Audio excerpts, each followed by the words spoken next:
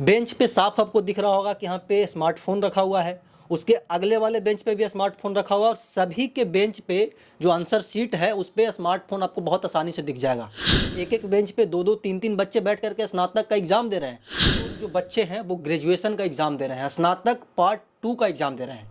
ये बच्चे exam pass करके कम्पिटिटिव एग्ज़ाम को देने जाएंगे तो इनको नौकरी कैसे लगेगी। यहाँ के जो एग्ज़ाम प्रबंधक हैं, जो भी मतलब कि एग्ज़ाम कंट्रोलर हैं, हम उनसे दरख्वास्त करते हैं कि सभी विषयों का जो एग्ज़ाम हुआ है उसको कैंसिल करके फिर से आप री एग्ज़ाम दीजिए। ज़िंदगी बर्बाद करने के लिए आप बिहार से ग्रेजुएशन की तैयारी भी कर सकते हैं।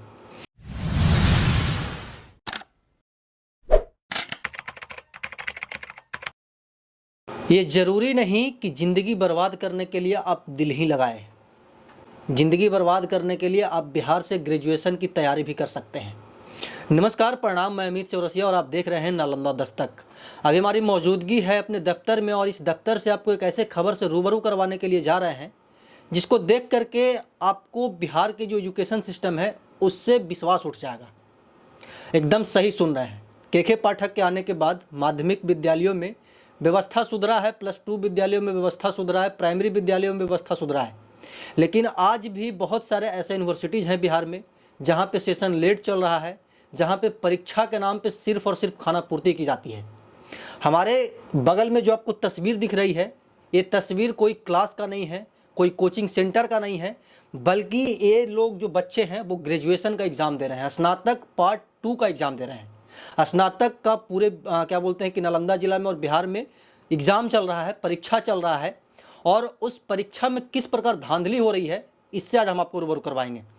ये जो तस्वीर है ये नीतीश कुमार के गृह जिला नीतीश कुमार के घर का ये तस्वीर है और उनके घर के आंगन में एक महाविद्यालय है जिसका नाम है स्नातक महाविद्यालय, जो कि आए दिन सुर्खियों में रहता है, आए दिन चर्चा में रहता है। चर्चा में आने का एक सबसे बड़ा वजह यह भी है कि वहाँ पे बच्चों से अवैध तरीके से वसूली की जाती है, अवैध तरीके से उगाही की जाती है, फॉर्म भरने के नाम पे, टीसी देने के नाम पे, मार्कशीट देने के नाम पे, और बहुत सारे बच्चे पैसे देते भी हैं ना चाहते हुए भी। और पिछले 10 दिनों से स्नातक महाविद्यालय जैसे जैसे और भी महाविद्यालय जो नालंदा में है, बिहार में है, वहाँ पे एग्ज़ाम चल रहा है ग्रेजुएशन का। लेकिन ये जो तस्वीर है ये मेरे सूत्रों के द्वारा दिया गया है और इस वीडियो का मैं पुष्टि करता हूँ कि ये स्नातक महाविद्यालय का क्या बोलते हैं कि वीडियो है। और इस वीडियो में आम तौर पे खुलेआम तौर पे मोबाइल से बच्चे चोरी करके एग्ज़ाम दे रहे हैं।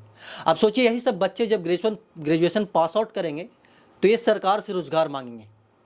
अब सोचिए, ये लोग जो मोबाइल से दे करके परीक्षा पास कर रहे हैं, ग्रेजुएशन पास कर रहे हैं, उन लोगों को रोज़गार कैसे दिया जाए, कैसे वो अगला जो भी मतलब कि कॉम्पिटिटिव एग्ज़ाम होगा उसको क्रैक करेंगे, जब इनको हिंदी के एग्ज़ाम में जो मेरा नेटिव लैंग्वेज है, जो मेरा मातृभाषा है, उसको देने के लिए सक्षम नहीं है। उसको देने के लिए इनको मोबाइल की ज़रूरत है, उनको देने के लिए इनको गेस्ट पेपर की ज़रूरत है, उनको देने के लिए इसको सख्त संबंधियों की ज़रूरत है, चीट की ज़रूरत है, तो वो आखिरकार आने वाले कॉम्पिटिटिव एग्ज़ाम को कैसे फेस करेंगे।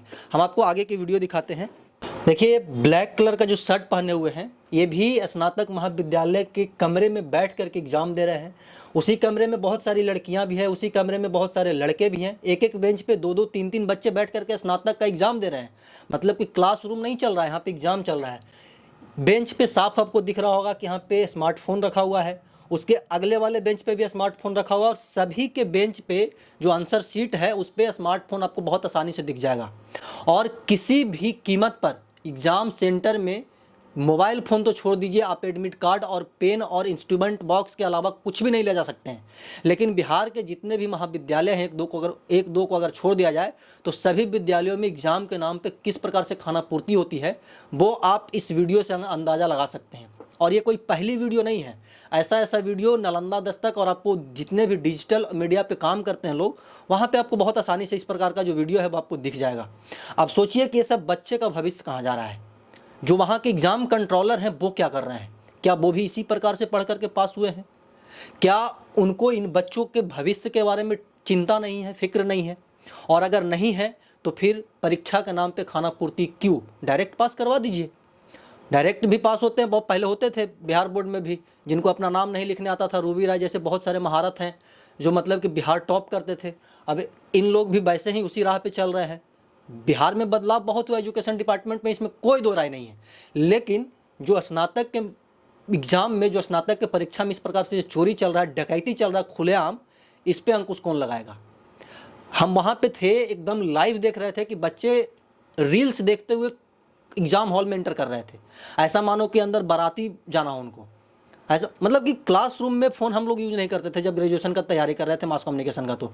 और एग्ज़ाम हॉल में तो खैर छोड़ ही दीजिए, आप शर्ट पैंट, यहाँ तक कि जूता नहीं पहन करके जा सकते थे, बेल्ट हम लोग पहन करके नहीं जाते थे।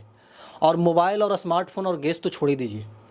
एडमिट कार्ड होता था हाथ में, पेन होता था, इंस्ट्रूमेंट बॉक्स होता था, और उसके अलावा कुछ होता था तो वो होता था दिमाग में जो पढ़ाया सब्जेक्ट था वो होता था।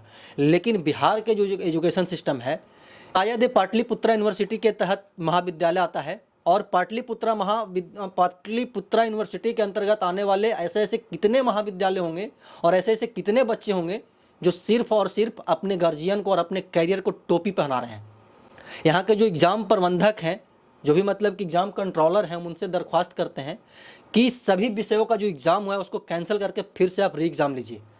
और इस वीडियो को आप ज़्यादा से ज़्यादा शेयर कीजिए ताकि यहाँ के जो एजुकेशन सिस्टम है उसके बारे में परत दर परत खुल सके। जिस प्रकार से हम स्टार्टिंग में आपको दिखाए थे एजुकेशन डिपार्टमेंट के बारे में, कितना सुधार आया है। मतलब कि कम से कम टीचर समय पे जाने लगे हैं, बच्चों को पढ़ा रहे हैं।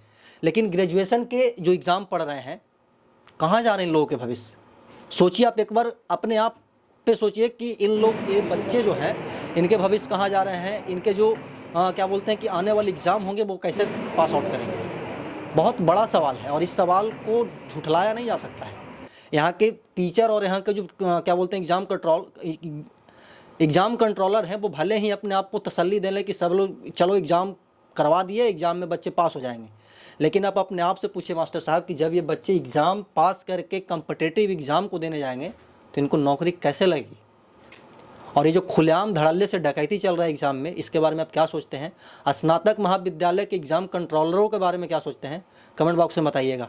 हम ऐसे ही देश दुनिया की तमाम छोटी बड़ी खबरों से आपको रूबरू करवाते रहते हैं और आगे भी करवाते रहेंगे। तब तक के लिए बने रहे हमारे साथ और देखते रहे नालंदा दस्तक। धन्यवाद।